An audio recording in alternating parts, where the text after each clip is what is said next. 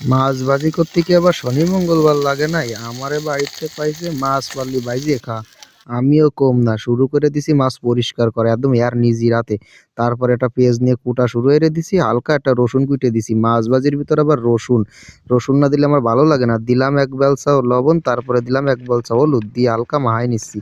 ভালো করে মাহাই নেবো, মাহাবো এমন সুন্দর করে যাতে মজা লাগে, ঠিক আছে। তারপরে একটু দিলাম এক জগ তেল ডাইলি, তেলের ভিতরে দিয়ে দিলাম এই যে মাছগুলো দেখতে পাচ্ছেন কি সুন্দর হয়ে যাচ্ছে। তাও বলে কয় যে আমি পারি না, মনে হারিয়েছে যে আমি পারবো না, তার জন্যই। তারপরে গরম গরম খিচুড়ির সাথে এই পুঁটি মাছ খাতে যা লাগবে রে দাদা। এই যে এক প্লেট ভাত নিয়ে নিছি, তার ভিতরে একটু কাঁচা পেঁয়াজ নিলাম, নিয়ে এবার পুঁটি মাছ দিয়ে খাবো।